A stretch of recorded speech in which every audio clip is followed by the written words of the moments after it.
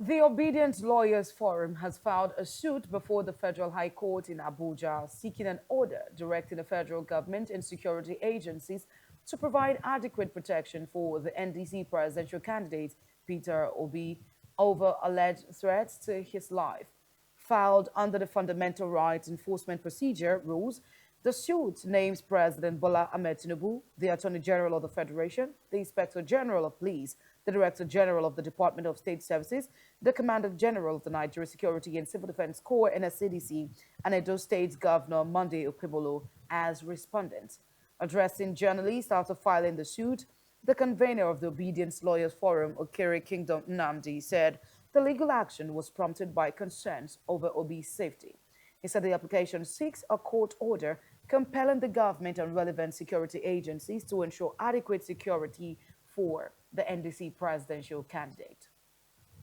And we have come to file a fundamental human rights action on behalf of Mr. Peter Obi, the presidential candidate of the NDC.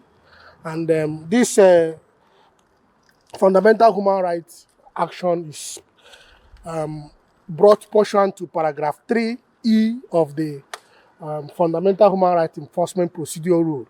You know, it's a rule of enforcement of fundamental human rights that was made by the former Chief Justice of Nigeria, and it permits human rights activists and non-governmental organizations, to bring an application to enforce somebody's fundamental human rights, where such right is threatened or breached, in actual form. So we want to tell the whole world that Mr. Peter Obi, the presidential candidate of the NDC and our principal in the obedient movement, he has alerted the whole world that his life is under threat by the Bola Ahmed Tinubu administration, by the government and the agencies of the Tinubu administration.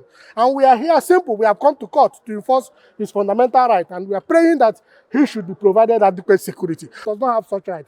As the campaign will soon commence, Peter Obi has the constitutional right as a citizen of Nigeria to go any part of the country to campaign, sell his ideology, say his manifesto to Nigerians who are ready to embrace the message of a new Nigeria that will be possible, a new Nigeria that will lift the country from consumption to production, a new Nigeria that will be corrupt-free, that will put an end fictitious projects, like we are witnessing, in our budget, which I would now rather prefer to call a statute of fraud, an instrument of fraud.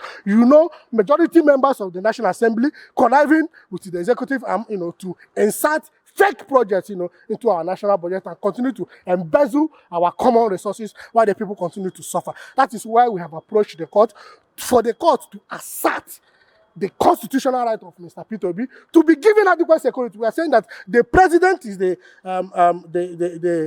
president is the first defendant, the attorney general is the second defendant, inspector general of police, the director of DSS, and the commandant general of the security and civil defense corps, and the governor of Edo State that has openly threatened Mr. Peter Obi not to cross Edo State without his permission. And we are saying that the president, as the commander in chief and the chief security officer, has the constitutional duty, to direct the police, the DSS, and the civil defense to provide adequate security for Mr. Peter Obi. And we are saying, on no account should Mr. Peter Obi become another victim of political association. We don't want another Funshaw Williams, because Mr. Peter Obi is warming up to reclaim his mandate. He has openly said that he won the 2023 presidential election, and the implication is that Bola Ahmed Tinubu and Yakub Mahmoud stole his mandate. And we are ready, he will reclaim it by the grace of God with the support of Nigerians. We are sure and we are hopeful that he will reclaim his mandate.